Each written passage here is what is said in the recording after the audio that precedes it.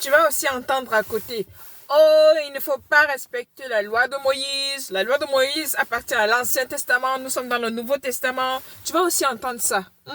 Mais qu'est-ce que Dieu dit? Est-ce que tu es rentré chercher ce que lui-même il dit par rapport à ça?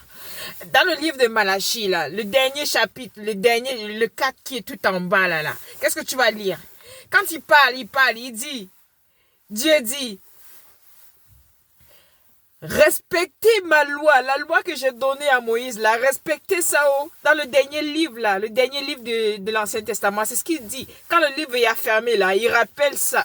Et Jésus-Christ arrive encore. Le Seigneur Jésus-Christ arrive et il nous dit, dans le livre de Matthieu, c'est écrit dans Marc aussi, dans Luc aussi, il nous dit clairement que ne croyez pas que je suis venu abolir la loi. Je suis venu pour la mettre, pour l'accomplir. Amen. Pour l'accomplir. Ça veut dire quoi?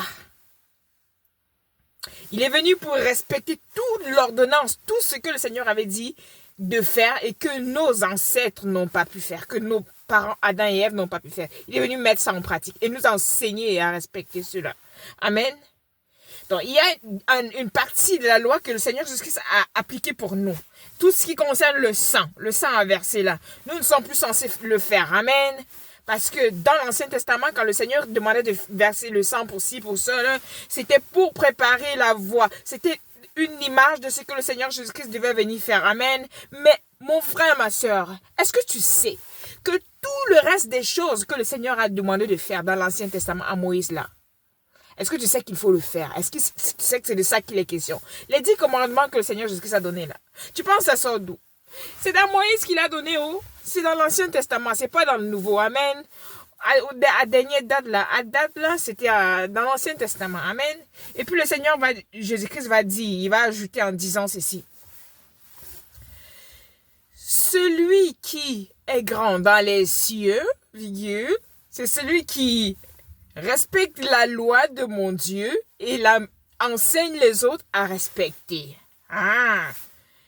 Mais celui qui sera appelé le plus petit dans le royaume des cieux, c'est celui qui ne va pas appliquer la loi de mon Dieu et qui enseignera les autres à ne pas l'appliquer. Amen. Donc arrête de penser qu'il ne faut pas être droit devant l'Éternel pour entrer dans le royaume de Dieu.